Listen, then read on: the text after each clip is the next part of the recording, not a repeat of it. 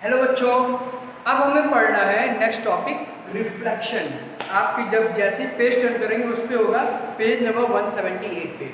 तो रिफ्लेक्शन क्या होता है सबसे पहले ये जान लीजिए। उसके पहले आपको मैं बताता हूँ मिरर के बारे में। मिरर यानी कि शीशा जिसमें हम लोग अपनी शक्ल देखते हैं। अच्छा, कभी भी आपने शीशे को पलट के देखा है उसके पीछे क्या है? कभी कभी शीशा टूट जाता हो या उसके निकल जाता हो, तो उस शीशे के पीछे देखिए हमेशा या तो रेड कलर का पेंट लगा होता है या फिर सिल्वर कलर से वो पेंट होता है। लाइट ब्लैक कलर या सिल्वर ग्रे कलर का होता है। तो जो शीशे रेड कलर के होते हैं पीछे से उनको बोलते हैं रेड ऑक्साइड पेंट, यानी कि वो रेड ऑक्साइड पेंट से उसको पेंट किया गया है। दूसरा जो सिल्वर या ग्रे कलर के होते हैं वो होते हैं सिल्वर ऑक्साइड पेंट। यानी कि आप कोई भी ग्लास का ट्रांसपेरेंट शीशा लीजिए, उसके पीछे इन दोनों में से कोई भी एक पेंट कर दीजिए तो वो नॉर्मल शीशा यानी कि जो आप शक्ल देखते हैं जिसमें फेस देखते हैं वो वाला शीशा बन के तैयार हो जाता है। अच्छा, इस पेंट को करने की खासियत ये है कि ये लाइट को अपने तरफ आने नहीं देता है, लाइट को वापस भेज देता है। तभी तो देखिए शीशा लीजिए उस पर टॉर्च मारो, उस देखो लाइट वापस आती है, कभी हमें उसमें अपना फेस दिखाई देता है।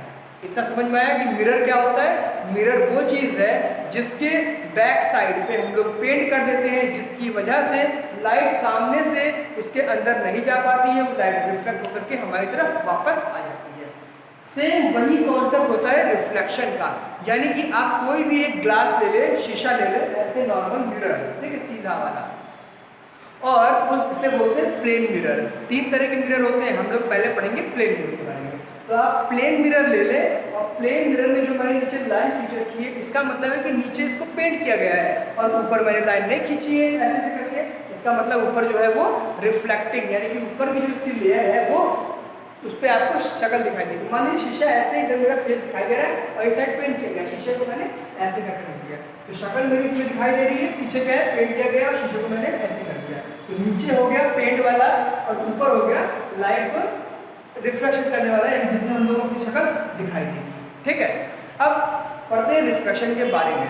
तो रिफ्लेक्शन एक ऐसा नियम है या ये नियम ये कहता है, ये रूल ये बोलता है कि आप कोई भी एक रिफ्लेक्टिंग सरफेस लीजिए, रिफ्लेक्टिंग सरफेस मतलब मिरर ले लीजिए और उसके ऊपर आप अगर लाइट डालेंगे सीधी, क्योंकि लाइट तो हमेशा सीधी चलती है, जब आप इसके ऊपर लाइट डालेंगे तो जैसे ही वो उस शीशे के ऊपर टच करेगी वो वापस उसी रास्ते पे मुड़ जाती है।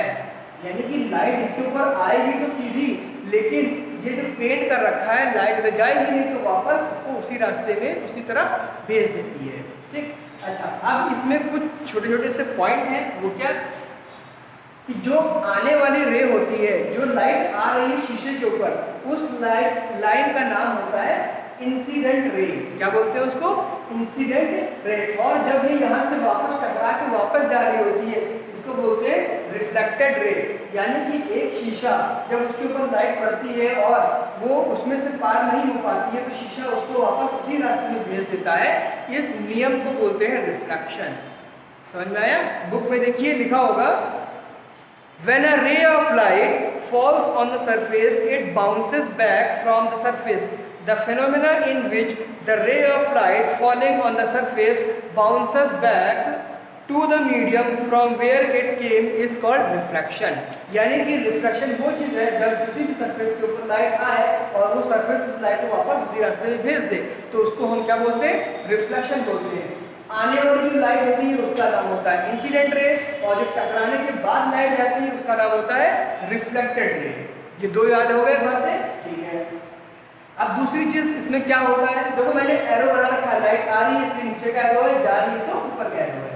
अच्छा, लाइट ऊपर जाती है उसके बाद यहाँ पे आप इसको परपेंडिकुलर ड्रॉ कर लें, यानी ये इमेजिनरी लाइन होती है इमेजिनरी लाइन होती है।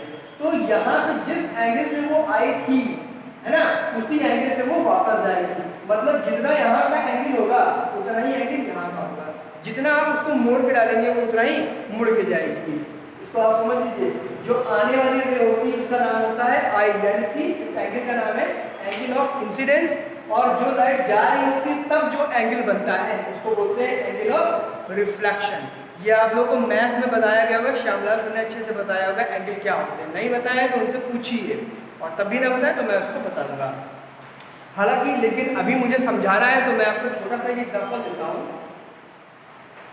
आप ये शीशा रखिए, ठीक, और इसके ऊपर एक लाइट डालिए कुछ सीधी सीधी, तो वो लाइट ऐसे जाएगी, ठीक है, मतलब ऐसे आई तो ऐसे जाएगी। अगर लाइट आप इतना मिटा कर डालेंगे तो लाइट इतना ही ऐसे करके जाएगी, मतलब जैसे आपने लाइट नीचे नीचे डाला वो नीचे नीचे निकल गई। अगर आप लाइट को और ज़्यादा नीचे ऐसे कर देंगे तो लाइट और ज़्यादा नीचे निकलती जाएगी, यानी कि यहाँ ऐसे आएगी और यहाँ पे ऐसे जाएगी, ठीक है। ये वाला बनाना, ये ऐसे, ये वाली जो लाइट है वो ऐसे करके जाएगी, सीधा डाला सीधी जाएगी, और अगर एकदम ऐसे करके डालिए तो वो ऐसे वापस जाएगी, यानी कि ऐसे आना है इसको और ऐसे चले जाना है।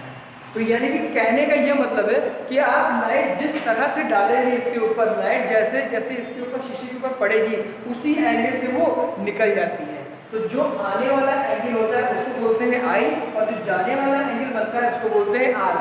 आई का मतलब होता है full form angle of incidence, और आर का फुल फॉर्म होता है एंगल ऑफ रिफ्लेक्शन, ठीक है। दोनों ही एंगल इक्वल होते हैं, अगर ये 30 डिग्री है तो ये भी 30 डिग्री, अगर ये 40 है तो ये भी 40, क्योंकि देखो बराबर जाता है ना, जितना पड़ता है उतनी पे ही जाता है, तो जाहिर सी बात है कि दोनों ही एंगल बराबर हो जाएंगे।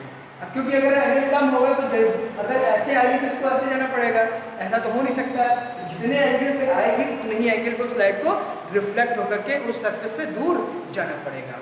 इतना आप लोगों को समझ में आ गया। इसके बाद इसके दो नियम होते हैं, दो लॉ होते हैं, जिसमें से एक मैंने आपको बता ही दिया है। कौन सा लॉ होता है? पहला लॉ होता है कि दोनों एंगल बराबर होते हैं, यानी कि angle i is equal to angle r. जितना एंगल इधर का होगा इंसिडेंस का होगा उतना ही एंगल रिफ्लेक्शन का होगा। दूसरा जो रूल है इसका, दूसरा लॉ ये होता है कि इंसिडेंट रे और रिफ्लेक्टेड रे और जो नॉर्मल होती है तीनों एक ही पॉइंट पे होंगे। कभी भी ऐसा नहीं होगा कि लाइट यहाँ पर पड़ी है और यहाँ से निकल रही है, जहाँ पे जाती है वहीं से रिफ्लेक्ट होती है। ऐसा नहीं कि लाइट यहाँ ऐसे आई और फिर यहाँ से निकल रही है, बीच में गैप नहीं देगी, गैपिंग नहीं होती है। लाइट जहाँ पड़ती है वहीं से रिफ्लेक्ट होती है। जैसे एक एग्जाम्पल देखो, अगर लाइट कुछ इस तरह से आई तो लाइट यहां से कभी भी जाएगी नहीं, ये गलत है ये चीज। जैसे कि दूसरा एग्जांपल कि लाइट अगर यहाँ पे गई है, इंसिडेंट ऐसे हुई है, तो ये गैप नहीं रहेगा कि यहाँ से निकल जाए, ये गलत है। लाइट यहाँ पर आएगी और यहीं से निकल कर जाएगी, यही होता है दूसरा रूल। पहला रूल मैंने क्या बताया कि एंगल ऑफ इंसिडेंस और एंगल ऑफ रिफ्लेक्शन दोनों बराबर होंगे, जितने पे पड़ेगी उतने पे जाएगी। दूसरा रूल, लाइट जहाँ पर पड़ेगी वहीं से वो रिफ्लेक्ट होगी, ये नहीं कि यहाँ पर पड़ी और यहाँ जाके निकलेगी, ये गलत होता है। तो ये रहे आपके लॉज, दोनों लॉ कर दिए मैंने। हमेशा याद रखना angle i is equal to angle r, और ये तीनों पॉइंट हमेशा एक जगह पर होते हैं। ये रहा आपका रिफ्लेक्शन। अब इसके आगे का पार्ट में अभी फिर से बताऊंगा।